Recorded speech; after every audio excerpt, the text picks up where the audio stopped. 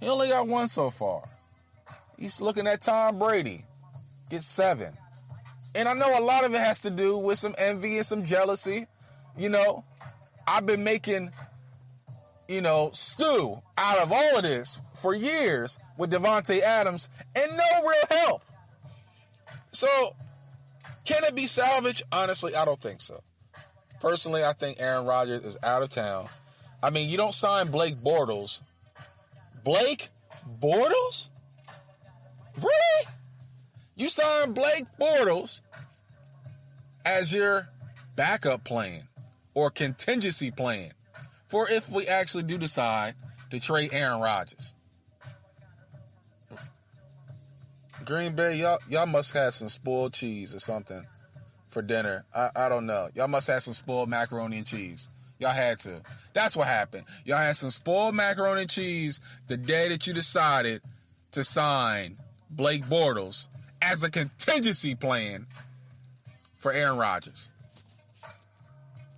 I do feel like Aaron Rodgers eventually goes to Denver to the Mile High, and the AFC West will become must-see TV for the next 2-3 years. That's what personally I feel like. Y'all tell me what y'all think. Is Aaron Rodgers out of town, or do Green Bay find a way to reel him back in? We'll have to see about that. All right. So listen, y'all, we're going to take a timeout. We're going to come back. We're going to reveal the trivia question of the day, and we're going to get ever so closer to that championship speech. Before that, we got college basketball as we march more towards some madness in college basketball. It's your chill brother. Y'all go ahead. Don't touch the dial. We'll be back with more of the Playbook Podcast.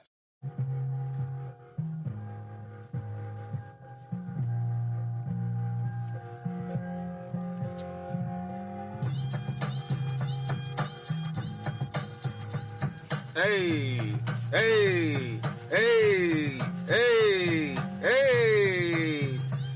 We take it back like it's 93 up in here and get you hyped and get you going. Nah, I'm not a DJ. Let me go ahead and stop playing myself. Yo, just having a good time. Just having a good time. Y'all know what it is. It's your chill brother from another. Mr. All About My Biz. Handling my biz so I can take care of my future kids right here on for another episode, y'all. Listen, we're getting nice and groovy as we get closer to the end of the show, y'all. But listen, before we get to the end of the show, I need y'all, all of y'all, to go ahead, stop playing, and go ahead and follow us on Spotify, Spreaker, Anchor, Google Podcasts. Yo, wherever your podcast platform is, go to it as soon as possible. Don't delay, because y'all know what to do. No need to quit. Follow the script. Follow us on all those different podcast platforms to give you what you need from around the NBA, college basketball, and the NFL. We're looking to expand our horizons and bring the barbershop to your podcast. So don't be going out there playing. Don't be sitting here procrastinating. I done told y'all about 5-6 times already. Don't make me go get the belt. What? I'm just messing. I'm messing. It's a whole bunch of abuse going on. I can't play like that. I'm sorry. My bad. Got a little crazy. But listen, I mean that from the bottom of my heart. Y'all go ahead and follow us on all those different platforms to continue to help us reach and exceed our goal of the masses that need to hear everything from the Playbook Podcast. All right? So listen, let's get into the trivia question of the day. Kind of a little simple, but it's still relevant. Who was the first player selected in the first ever NFL draft back in 1936? Who was the first ever player selected in the NFL draft back in 1936? The answer? Jay Berwanger. What even last name is that? Berwanger. I'm sorry, my bad. No disrespect to the family name. Jay Berwanger was the first player ever selected in the NFL draft in 1936. He went ahead and signed the deal, but before he signed the deal, he was like, listen, I need $25,000 over these next 2 seasons. He was drafted by Philly. They went ahead and traded his rights to Chicago for the legendary coach, George Halas. George Halas said, I can't give you that much money. And my man said, all right, I'm out. Never played a snap in the NFL. Crazy fact, but it's true.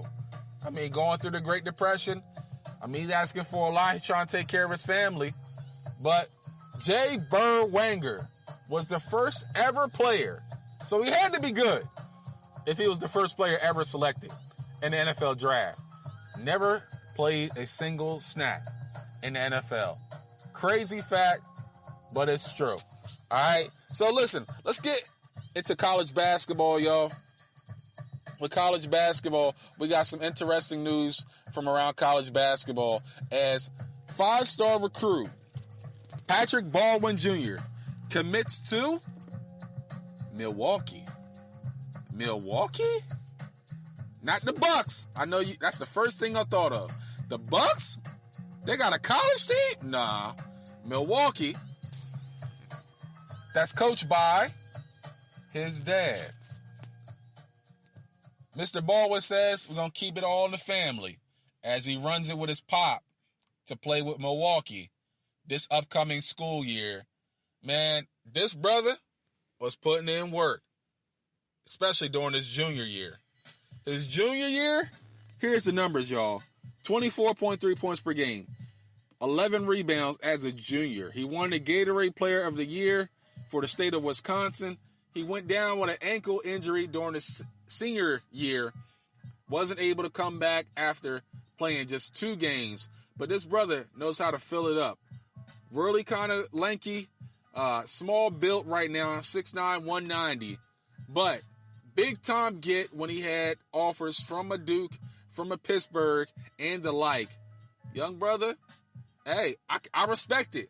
I respect it. I like when these 5-star recruits, instead of doing the usual, they do the unusual. They go outside the box and don't go for the normal Dukes, the North Carolinas, the UCLAs of the world. It makes it for interesting college basketball instead of the same teams making it to the big dance and you're expecting the same outcome.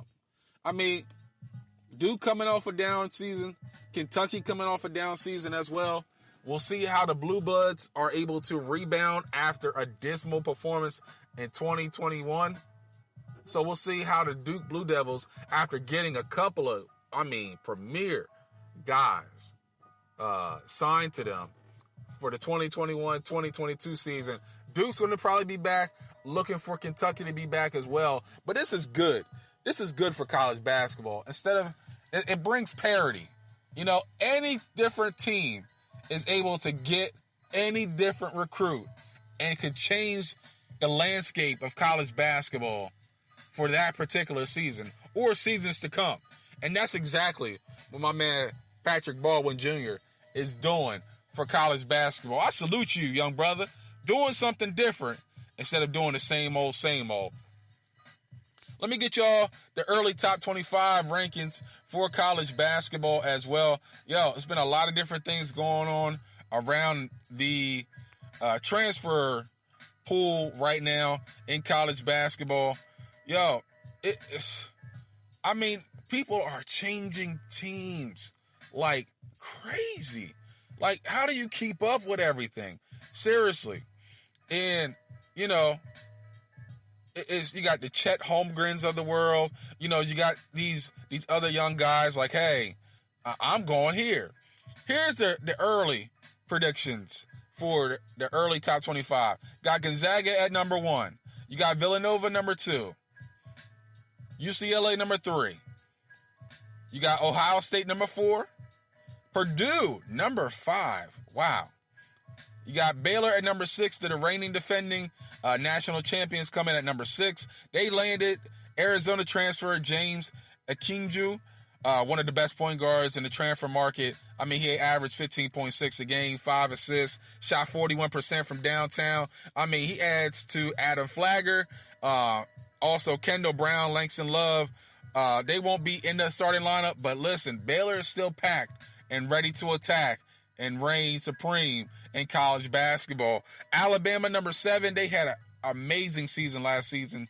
They're going to lose John Petty, Herb Jones, Jordan Bruner as well. Alex Reese, part-time starter, but he was also a senior. But Nate Oates' team, they're not going to be messed with as well. Number 8, Kansas.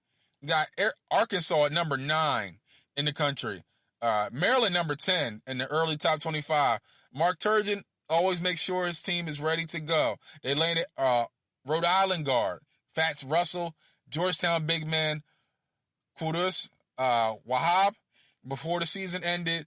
Mark Turgeon made sure he loaded up because he knew he had to bring some firepower back with Eric Ayala, Aaron Wiggins coming back as well. Maryland's going to be a nice team moving forward in college basketball. Michigan, number 11 right now in early predictions. Duke, number 12.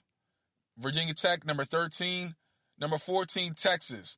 Number 15, Houston. Number 16, Tennessee. Number 17, Florida State. Number 18, North Carolina. Number 18, North Carolina? That's crazy to think about. Kentucky, number 19. Talking about the Blue Bloods, right? Number 20, St. Bonaventure. The Bonnies in at number 20. Wow. Early predictions in college basketball. Number 21, Oregon. Number 22, we got Virginia at number 22. Number 23, Michigan State. Go Sparty, go. Number 24, Colorado State.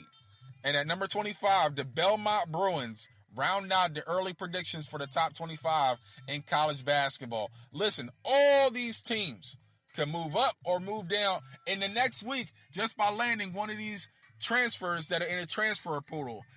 I don't even know. College basketball is going to be interesting to watch this season as all these different puzzle pieces fall with different players shipping addresses and shipping schools. All right, listen, y'all, we're going to take a timeout. I'm going to get you guys mind regulated and drop you guys that championship speech. Y'all go ahead and get yourself together, get your notepad and your pen ready. It's time to take some notes, y'all, right here on the Playbook Podcast.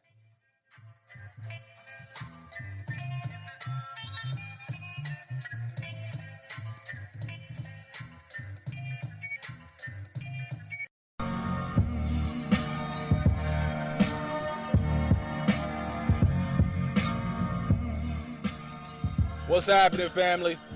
We're back in full effect as we put a closing to yet another great episode of the Playbook Podcast. Once again, it's a chill brother from another, y'all. Listen, don't quit. Follow the script. And again, follow us on Spotify, Google Podcasts, Spreaker, Anchor, and every other podcast platform to give you that noise and drop you that noise from everything from NBA, college basketball, and the NFL, y'all. Listen, again, I just want to give a shout out to all those that continue to support the product that is the Playbook Podcast, man. Family, loved ones, even those of y'all that don't even support like that. It's all good, man, you know. But at the same time, you know, those of you that have continued to press this product out, special shout out to my brother from another, by way of Cali. I got my man, the smooth one, Kwame J, doing the technical producing and the effects in this one, man. I appreciate you, bro. Much love, my man. So, listen, y'all. You know what happens at the end of every week. Gotta get our mind right. Gotta regulate our thoughts. A lot of things happen throughout every week for all of us, including myself. So, without further ado, y'all, it's time to get into the championship speech.